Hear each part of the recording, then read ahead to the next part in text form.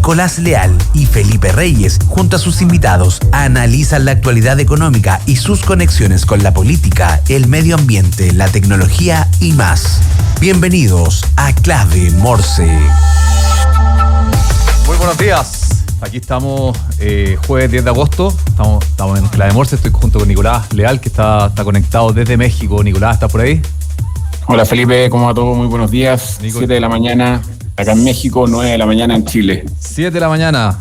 ¿Eso ya es con luz de día o oscuro todavía? Sí, luz de día. Acá amanece tempranito, Felipe, como a las 6 de la mañana ya está claro acá. Ya, excelente. Oye, tenemos harto que comentar y tenemos dos invitados que vienen a la radio. El primero viene, el segundo se va a conectar. Muy entretenido. La primera es la Paula Aguirre, que es doctora en astrofísica, que va a hablar de inteligencia artificial y algunos temas que están pasando. Y en el segundo panel tenemos otro invitado, que es Rodrigo Montero, que ya lo vamos a comentar, pero tenemos un programa bien entretenido. Harta noticia, Felipe. Había sido una semana relativamente tranquila en términos políticos, salvo todo lo que ha venido pasando con la acusación constitucional del ministro Jackson. Pero tenemos un dato calentito del dato de inflación de Estados Unidos que acaba de salir, Felipe, hace unos 20 minutos. Mira, subió 0.2% en julio la inflación de Estados Unidos, lo que implica un 3.2% de inflación interanual. Y son datos bastante acorde a las expectativas que tenía el mercado. Justamente se esperaba más o menos un 0.2% en Estados Unidos y una inflación interanual de 3.3%, lo que está bastante moderado. Y los mercados de una reaccionaron bastante positivamente. Ya venían al alza todas las acciones globales por una noticia que había salido en China, Felipe, que estaban prohibidos los viajes grupales a Estados Unidos y hacia distintos mercados de los más importantes. Y China levantó esta restricción y los mercados reaccionaron al alza, sobre todo las empresas de lujo y las empresas turísticas, y ahora, apoyado con este dato inflacionario de Estados Unidos, se fueron para arriba los futuros en Estados Unidos y van a ir reaccionando bastante bien el mercado. Oye, sabemos todo lo que implica los movimientos en Estados Unidos, inflacionarios, de tasas, en China también. Ahora, ¿viste el impacto que está teniendo todo lo que pasa en China con respecto a la valorización del cobre, por ejemplo? Es súper directo. Absolutamente. Bueno, China ha venido con indicadores bastante malos de crecimiento. Sí. También se entregaron datos de la inflación, que hubo una deflación en China, exactamente, 0.3% negativo. Y ha venido pegándonos bastante fuerte. O sea, acá no solamente lo que está pasando en China, Felipe, sino que los datos, esto es una buena noticia de la inflación relativamente acotada, digamos, de Estados Unidos en este dato que se entregó hace 20 minutos. Porque probablemente el endurecimiento de la política monetaria de Estados Unidos, que venía bastante al alza y bastante desfasada con lo que venía pasando en Chile, porque nosotros, como tú bien sabes, hace un par de semanas se redujo la tasa a un punto base en Chile, al contrario de lo que ha venido pasando en Estados Unidos, que han venido endureciendo la política monetaria, han venido aumentando las tasas, salvo una suspensión en el aumento, digamos, que hubo en junio. Pero ese desfase, Felipe, nos ha venido generando que el dólar tenga un aumento sustancial. Este último mes, que ha subido casi 60 pesos, o sea, una locura. ¿Y por qué? Porque obviamente aumentan las tasas afuera. Claro. En Estados Unidos hay menos dólares circulantes y hay más pesos circulantes acá en Chile, por lo tanto ese desfase nos genera que el dólar aumenta. Así que, de hecho, el dólar está a 857, lleva creo que 5 semanas al alza, así que ahí están los 60 pesos que tú comentas, Nico, que ha subido el último tiempo. Claro, 8.57, o sea, reaccionó de alguna forma a la baja porque veníamos con varios pegados en 8.70. Oye, con muy buena explicación a la gente que nos está escuchando, que se puede preguntar por qué el dólar pasó de 800 durante todo el mes pasado y antepasado a 860 incluso, que lo tuvimos antes de ayer. Entre otros factores, Felipe. Entre otros factores, sí. Vale. Completamente. Es multifactorial esto, pero ha tenido harto impacto lo que está pasando en China también. Oye, muy cortito, pero importante mencionar, Nico, han pasado cosas acá, bueno, a nivel local, tú habláis de hitos políticos que han ocurrido. Ayer pasaron dos cosas, que el presidente Boric inauguró la línea 9 del metro, Nico, y pasaron dos cosas en ese como que se salió de la pauta, por así decirlo, y primero salió a defender a su ministro y amigo Giorgio Jackson, ¿ya? Y de hecho increpó al alcalde Codina, que estaba ahí, que es de derecha, y le dijo en el fondo, ustedes debieran alinearse para que avancemos por el bien del país, como diciendo, dejen de perder un poco el tiempo con las acusaciones constitucionales. Así que fue como ahí, como que como decían, como escuchaba a alguien que comentaba antes, estamos viendo un presidente más directo, más increpador, que ya no tanto como más cauto, que a veces la cara que ha mostrado, sino que ya de frentón, un poco más al choque. Y también, Nico, la buena noticia, lo que yo sí encontré bueno, o me gustó de lo que dijo, fue que después, por primera vez, se mostró más agresivo con lo que está pasando con el caso Convenios. Dijo, los sinvergüenzas que han aparecido en nuestro gobierno hacen que sufran las personas más pobres. Así que, Nico, era para comentarte eso y también, bueno, dale, sorry nomás. Te puedo comentar muy corto también de estas dos aceleraciones que hace el presidente Boric. A mí, mira, por una parte, es bien contradictoria la aceleración. ¿Por qué? Porque fíjate que yo soy bien contrario a lo que son las acusaciones constitucionales en general. O sea, se han dado más de 25 acusaciones constitucionales, uno las puede ver en la Cámara de Diputados, en la página de la Cámara de Diputados. Hay algunas como icónicas, como la del ministro Beyer en el 2013, que fue bastante lamentable. Pero en este caso, Felipe, en particular con el ministro Jackson, a mí me pasa que el escándalo político que se ha dado respecto al caso Convenios es de una magnitud, pero brutal, y no ha habido ningún responsable político, y eso es inaceptable. Sí. O sea, no puede ser que al ministro Montes le roben 15.000, dicen que son 15.000 millones de pesos, yo creo que es la punta del iceberg, porque se habla de hasta 50.000 millones. 50.000. Le roban en sus narices 50.000 millones, o 15.000 hasta el momento. Después, al ministro Jackson le entran a robar en un robo burdo, y ya que no tiene ni siquiera adjetivos, digamos, calificativos para poder decir de qué se trató, y no pasa nada. Entonces, ayer aparece la directora de presupuesto, Javiera Martínez. Sí. La mejor directora desde la vuelta a la democracia, según el ministro de Hacienda. Claro, y sale explicando que el caso Convenios es básicamente, la explicación que da es como la explicación del queso suizo. ¿Ya? Es un poco lo mismo, que hay varias láminas y hay varios hoyos que se van dando en el queso suizo. Habla primero de una falta de establecimiento claro de cómo se relaciona el Estado a nivel central con nivel regional. O sea, le echa la culpa al sistema. Sí. Segundo, dice que falta auditoría interna, de nuevo, problema del sistema. Tercero, dice que hay un hoyo en el queso suizo por una falta de regulación permanente y por el nivel de detalle que impide correcta trazabilidad y fiscalización del Congreso. Problema del sistema. O sea, cortémosla con que este caso Convenios es un problema del sistema, es un problema de cómo es un robo de tomo y lomo. O sea, cortémosla con eso a mí de verdad, y después alegan por qué la gente está hastiada de la política.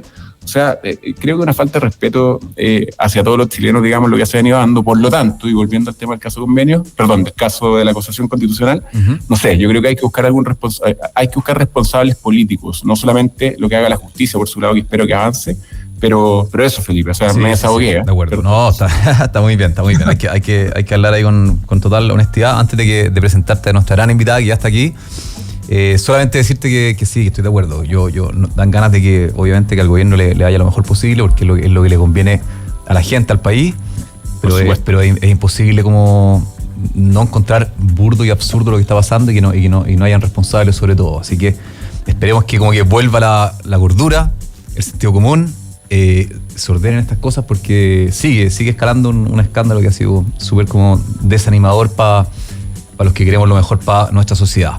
Oye, Nicolás, estamos con Paula Aguirre, está acá en el estudio, está acá en Clave Morse. Ella es doctora astrofísica, investigadora principal en el Centro Nacional de Inteligencia Artificial, CENIA. Hola. Muy bienvenida, Paula. Hola, muchas gracias por la invitación. Oye, estamos Paula. Estamos con Nicolás, que es panelista también, socio mío, está viviendo en México, así que nos acompaña remoto. Y es muy bueno tenerte acá, Paula. Nosotros, Clave Morse, hablamos de economía, hablamos de tendencias, de emprendimiento, de innovación, pero nos encanta el tema de la inteligencia artificial. A mí personalmente y a Nicolás también lo ocupamos en nuestra empresa. Somos, antes de darte la palabra, tenemos como esa convicción de guata que la inteligencia artificial no solamente va a cambiar todo, ya está cambiando todo, para mejor, obviamente con riesgos como toda revolución, pero en ese contexto quería, preguntarte qué hacen en CENIA y que nos cuente un poco tu visión de la inteligencia artificial y el impacto que puede tener. Gracias, muchas gracias. Bueno, efectivamente, tal como dices tú, tanto en empresas como en nuestra propia actividad, como desde la academia, un poco desde la investigación, y en el mundo público, en el Estado y en general en toda la sociedad, la inteligencia artificial se está convirtiendo en una herramienta y en un tema que es permanente y es como ya transversal a todo. Y eso trae muchos beneficios, o puede traer muchos beneficios prácticamente en cualquier ámbito. Como dices tú, con prudencia y con resguardos, como todas las tecnologías, pero efectivamente la inteligencia artificial está revolucionando el mundo. Chile se está subiendo también a este carro de la inteligencia artificial que está siendo liderado, por supuesto, por las grandes potencias mundiales, Estados Unidos. Interesante que la inteligencia artificial ha sido en gran medida empujada por la industria. Y el mundo público y el mundo académico también se ha ido un poco poniendo a la par. Y en Chile, existe inteligencia artificial en muchos, como dices tú, en tu propia empresa, en todo ámbito de cosas. Y Chile, como Estado, también ha empezado a tratar este tema con importancia, con relevancia, con las miras de ver cómo Chile se sube y se incorpora en este mundo de vanguardia. ¿Cómo crees, Paula? Te pregunto de entrada, ya que lo mencionaste, ¿cómo crees que estamos como Estado enfrentando la inteligencia artificial? Hubo un proyecto de ley algún tiempo que era súper como regulador, más que incentivador. El presidente Boric en un discurso dijo que quería empezar a ocupar inteligencia artificial en temas de seguridad. Y hay gente que cree que en Chile como que no estamos dándole la importancia suficiente. Entonces te quería preguntar, ¿es así? ¿Estamos en la vanguardia? ¿Estamos un poquito más ortodoxos con este tema? Bueno, el tema se está discutiendo desde el 2019, de hecho. El 2019 Chile planteó la primera política nacional de inteligencia artificial. Y ha sido un tema que ha seguido conversándose desde el anterior Ministerio de Ciencia y Tecnología y el actual, que de hecho la ministra Aysén Echeverría ha tenido un rol bien importante. Y en esa política justamente se sentaron expertos a decir, bueno, ¿dónde está Chile? ¿Y qué es lo que necesitamos para subirnos al mundo de la inteligencia artificial? Y de ahí, hay como varias dimensiones de esto, una parte de gobernanza, otra parte de capacidades tecnológicas y otra parte de infraestructura. Y uno de los muchos resultados y acciones que salieron de esa política fue, por ejemplo, financiar desde el punto de vista de la investigación la creación de centros de inteligencia artificial. Ya. Y de ahí, finalmente, una de las derivadas es la creación de CENIA, que es el Centro Nacional de Inteligencia Artificial. Excelente. Que es un centro que convoca a varias universidades para trabajar en estos temas. Y hay otras también miradas, otras acciones y otras estrategias asociadas a esa política que además se está actualizando ahora, porque como esto es algo que cambia rápidamente, todos los días. Chile tiene que revisarlo constantemente. Y el foco, entiendo, de la nueva actualización de la política está muy también centrado en cómo el Estado adopta la inteligencia artificial. Y ahí una de las primeras como necesidades para poder saber eso es hacer un buen diagnóstico, efectivamente, de cómo está Chile. Claro. Hay varios índices, indicadores y estudios a nivel global y ahora actualmente latinoamericano. Si nos ponemos en el mundo global, en general nuestra región está muy lejos de las potencias. Estos están obviamente liderados por Estados Unidos y varios países también de Asia.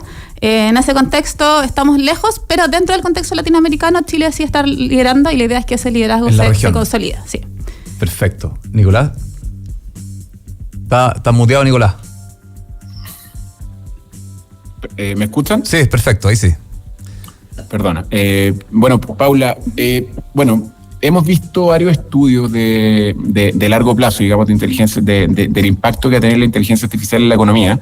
Hay uno en particular que es de McKinsey, que habla que la inteligencia artificial agregaría a la economía alrededor de 4.4 millones de dólares de aquí al año 2060, y que en Chile probablemente agregaría alrededor de 40.000 millones de dólares anuales, digamos, en el largo plazo a la economía chilena. Uh-huh. Por lo tanto, no es algo nuevo, digamos, el impacto que va a tener la inteligencia artificial económicamente hablando, digamos. Lo que no se habla es obviamente el impacto que esto puede tener, por ejemplo, en el mercado laboral, que se estima también que pueden ser alrededor de 300 millones de empleos perdidos, digamos.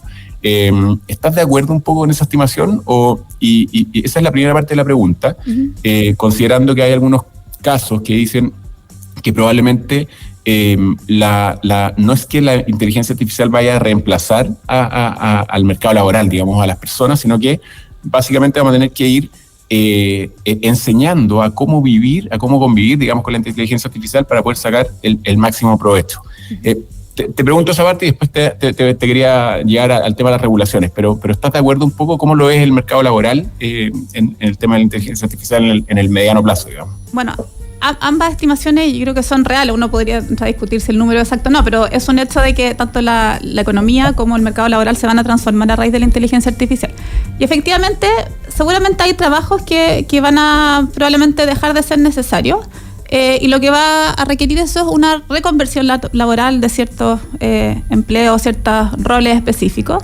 Y justamente, por ejemplo, las políticas que puede implementar o diseñar el Estado, la industria también, para que esa reconversión se pueda realizar en forma anticipada y no sea, digamos, una avalancha, sino que sea algo realmente que se pueda planificar y desarrollar de buena forma, es parte de las políticas que justamente hay que sentarse a discutir y a elaborar. Porque como ha ocurrido anteriormente también con otras tecnologías que se han, digamos, convertido en parte de nuestra vida, la inteligencia artificial también va a significar que algunos trabajos no van a ser necesarios, pero también, por otro lado, va a permitir que ciertos procesos se puedan automatizar de muy buena forma y que podamos todos, digamos, en todos nuestros ámbitos de trabajo, aprovechar la inteligencia artificial como una especie de asistente y de apoyo que nos libera de muchos trabajos que son automatizables y que a lo mejor consumen mucha parte de nuestro tiempo y nuestra energía y no nos dejan tiempo para realizar aquellas tareas y aquellos, digamos, procesos que sí requieren mucha más concentración e inteligencia humana. Entonces podemos aprovechar de mucha mejor forma nuestro talento y el potencial humano y dejar la inteligencia artificial lo que la inteligencia artificial hace mucho mejor que nosotros en muchos casos, claro, como calcular cosas y hacer procesos más tediosos y el fondo complementar eso. Estoy completamente de acuerdo. Y acá viene un poco la segunda parte de mi pregunta. ¿Cómo ha ido avanzando Chile o cómo lo ves tú desde CENIA el tema de las regulaciones respecto a la inteligencia artificial? ¿Estamos inventando la rueda de alguna forma en temas de regulaciones? ¿Estamos siguiendo lo que ya han venido haciendo los países más desarrollados como Estados Unidos, como China o algunos en Europa? ¿Cómo se está trabajando eso en Chile principalmente? Y ahí como contexto también, complementando la pregunta de Nicolás, que no sé si cambió, pero hace un mes aprox o 2 meses lo conversamos aquí, hubo un proyecto de ley que decía toda empresa que quiera ocupar inteligencia artificial debe registrarse en una, que era como súper entorpecedor eso. Sí. Mientras que en otros países como Perú, yo hablaba con un amigo peruano, me decía, no, al contrario, acá sí, hagan lo que quieran porque es demasiado necesario. Sí, bueno, yo creo que la idea no es justamente reinventar la rueda. Podemos aprender mucho de lo que se ha empezado a avanzar en otras regiones, pero sí, por supuesto, agregándole también la perspectiva local y regional, porque nosotros no somos Estados Unidos ni somos Europa y podemos tomar los principios de esas regulaciones, pero por supuesto adaptándolas a nuestro contexto y eso requiere discusión y también reflexión a nivel nacional.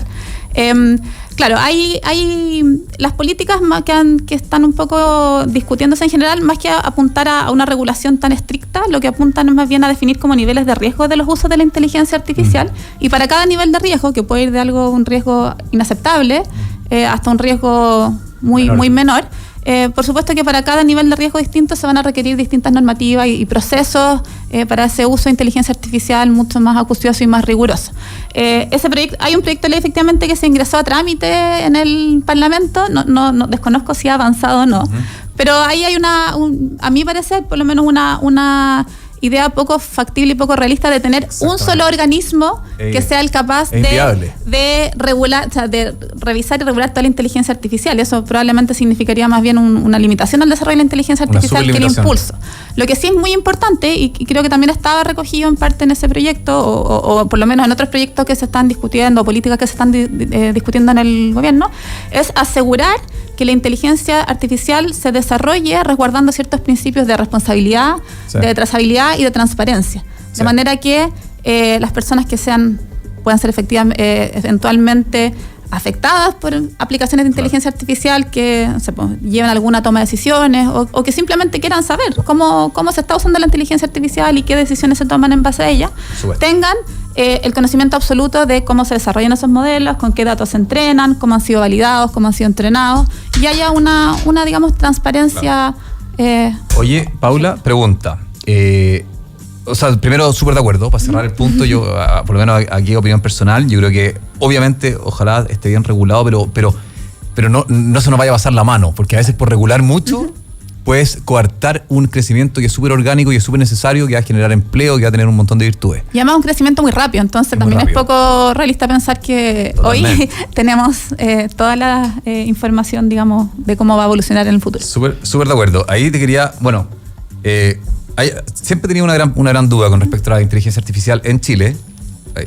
¿Me escucha? ¿Se escucha, no? Sí. Ya. Se habla que en Chile, de hecho salió una noticia que ahí nos compartió Arturo aquí de la producción del programa, que la mayoría de las empresas en Chile están implementando inteligencia artificial en sus procesos. La pregunta es, que siempre he tenido esta duda, ¿qué inteligencia artificial es la que estaremos ocupando? O sea, ¿se referirá como más a nivel como rookie, que es que están todos ocupando ChatGPT para mejorar un poco informes? ¿O efectivamente estamos con, no sé, avanzando en salud, en minería, en diferentes, o sea, ocupando una inteligencia artificial un poco más profunda? ¿Qué crees tú que estará pasando en Chile con las empresas? Bueno, hay de todo. Lo primero sí es que hay que saber también que muchos de los diagnósticos que existen están mirando muestras pequeñas de empresas. Por ejemplo, ese estudio de Pricewaterhouse creo que es del orden de 60 empresas. O no, mencionan, que son las grandes empresas. ¿Ya? Sí. Hay otro estudio también de la Universidad del Desarrollo que se publicó el año pasado, el 2022, que hizo un estudio también, pero un grupo de 62 empresas y asociadas a la Cámara Americana. Entonces también no son muestras enormes. Entonces yo creo que también hay mucho que avanzar ahí en cómo hacemos el levantamiento completo de la inteligencia artificial en la industria en Chile. ¿Ya?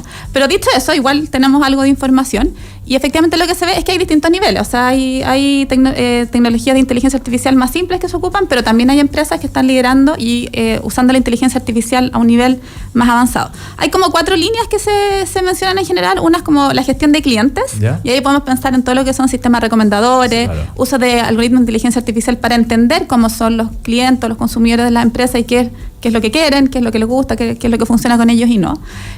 Hay también todo otro mundo que es la automatización de procesos, que puede ir desde automatizar como mando un mail hasta automatizar en una gran, faena minera, los procesos de extracción o de separación de cosas. Hay un mundo que va desde lo más simple hasta algoritmos súper complejos.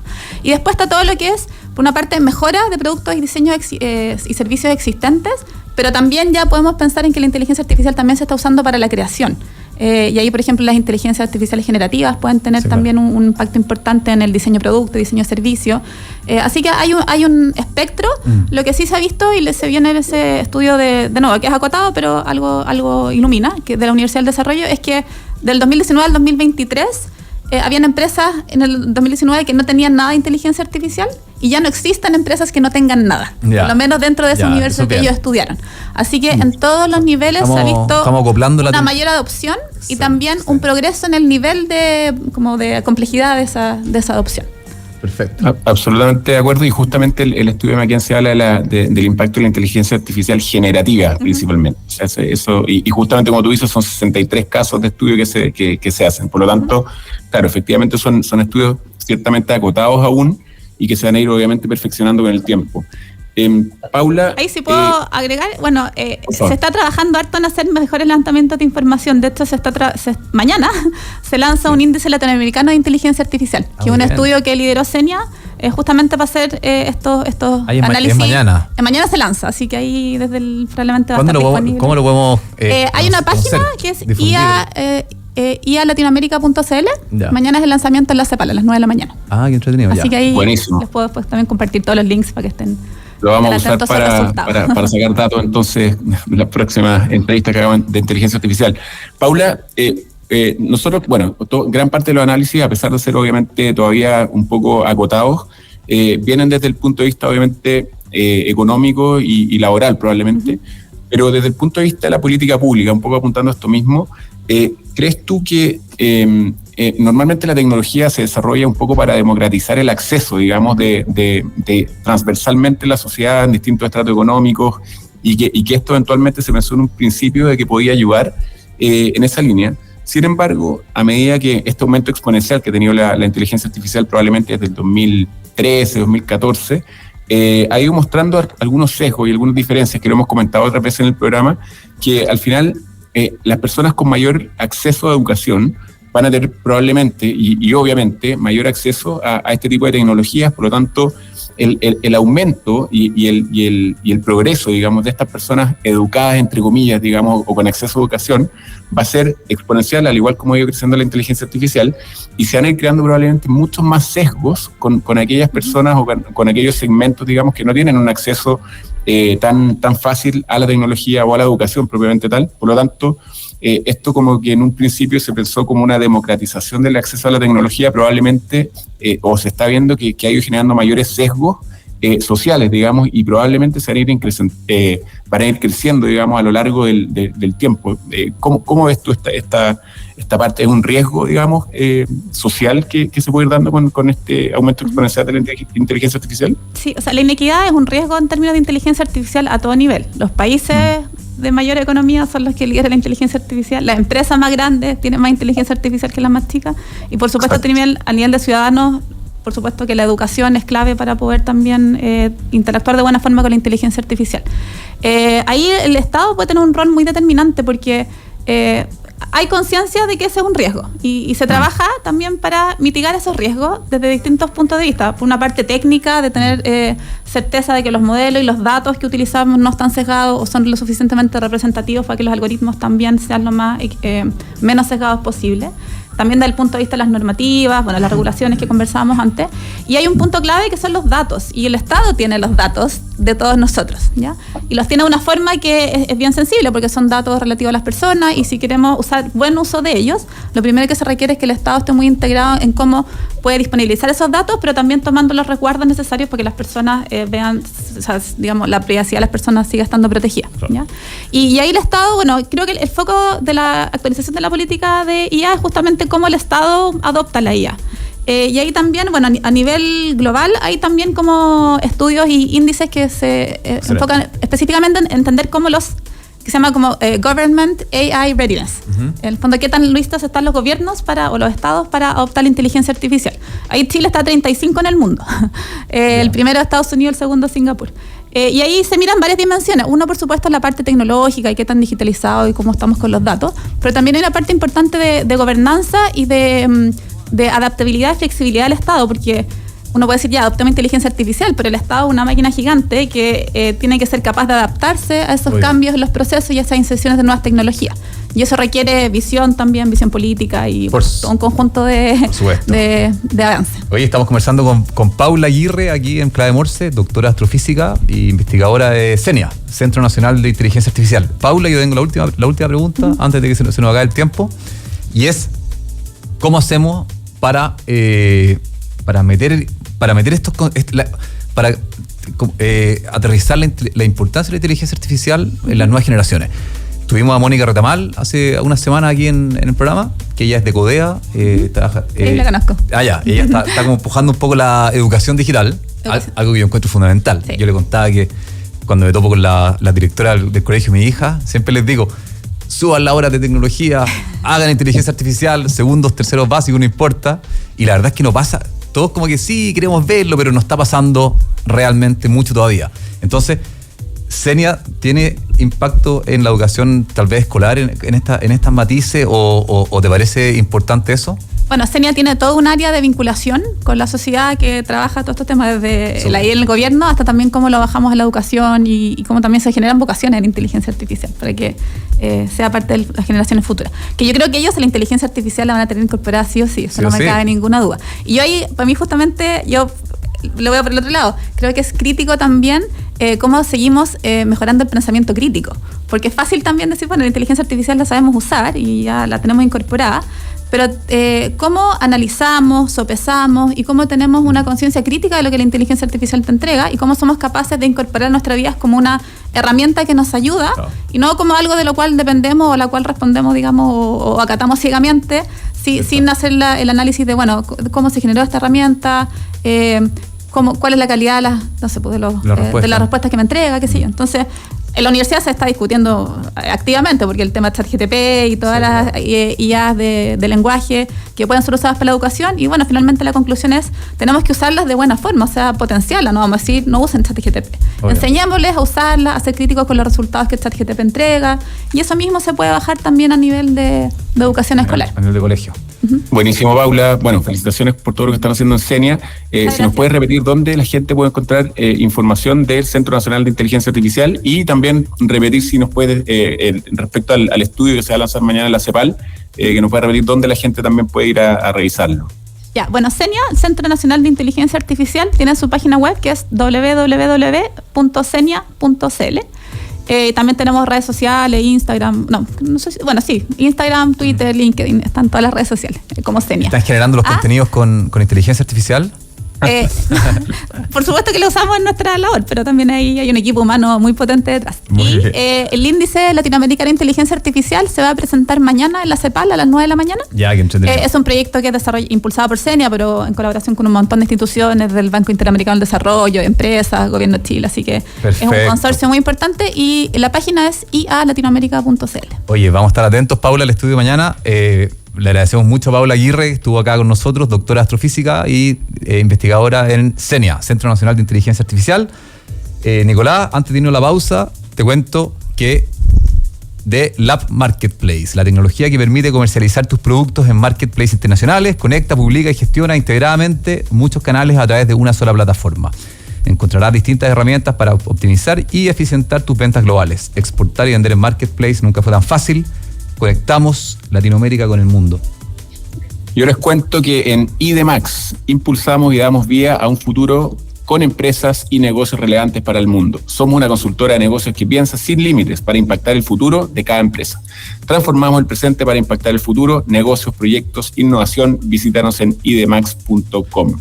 Muchas gracias, Paula, por acompañarnos y nos vamos a una pausa y volvemos. Listo.